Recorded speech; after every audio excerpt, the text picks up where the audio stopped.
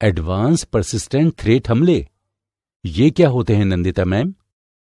ये कुछ चरण होते हैं जब कोई घुसपैठिया अपने पास रखे विकसित तकनीक से हमारे सिस्टम पर हमला करता है। ये काफी दिलचस्प है कि एडवांस परसिस्टेंट थ्रेट संक्षेप में APTs के पैटर्न पर ध्यान दिया जाए।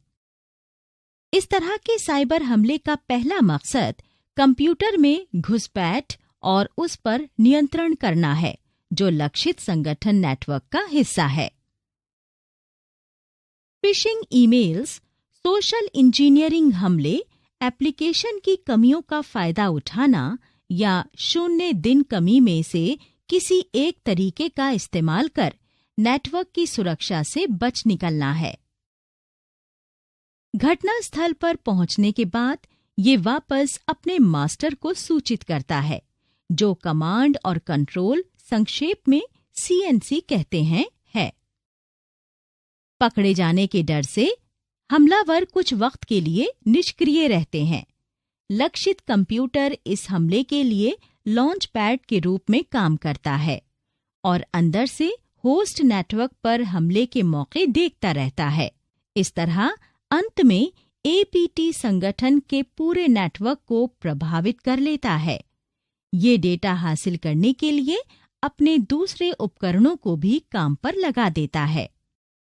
वांछित डेटा की पहचान होने पर ये डेटा की चोरी के लिए एक बिंदु बनाता है। हमलावर अपने मास्टर को वापस डेटा भेजना शुरू कर देता है। जैसे एक चोर सोने और गहने वाले किसी खजाने तक पहुंच गया है। हमलावर बहुत सतर्क रहता है और अपने हमले की योजना बहुत सावधानी से बनाता है। डेटा एन्क्रिप्टेड होता है क्योंकि ये नेटवर्क के अंदर तैनात उपकरणों से सावधान नहीं करता है, ताकि डेटा के नुकसान से बचा जा सके और गलत कार्यों में पकड़े जाने से बचने के लिए खेप में भेजता है। एक समझदार चोर हमेशा अपने निशान छिपाकर रखता है और एक होस्ट आमतौर पर क्लाउड आधारित बनाया जाता है, जहां चोरी किया हुआ डेटा अस्थायी रखा जाता है। अंत में डेटा वहां से हटाकर किसी अज्ञात स्थान पर रख दिया जाता है। अस्थायी जगह को नष्ट कर दिया जाता है।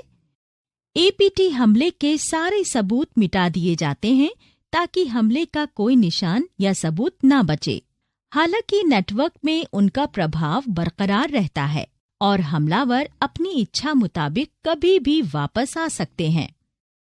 ये एडवांस परसिस्टेंट थ्रेट या संक्षेप में APT एक व्यापक अर्थ वाला शब्द है, जिसका उपयोग हमले के एक अभियान को बताना है, जिसमें एक घुसपैठिया या घुसपैठियों का दल एक नेटवर्क पर अवैध अधिकार कर लंबे समय तक बने रहते हैं ताकि संवेदनशील डेटा हासिल कर सकें। इन हमलों के लक्ष्य, जिनको काफी खोजबीन के बाद चुना जाता है, आमतौर पर बड़े उद्यम या सरकारी नेटवर्क होते हैं। इस तरह के हमलों के भयानक परिणाम आते हैं और शामिल हैं बौद्धिक संपदा की चोरी, जिसका मतलब है व्यापार संगठनों या व्यापार संगठनों से जुड़ी एजेंसियों से डेटा हासिल करना। वे संवेदनशील जानकारी को प्रभावित करते हैं, जैसे कर्मचारी और उपयोगकर्ता की निजी जानकारी चोरी करना।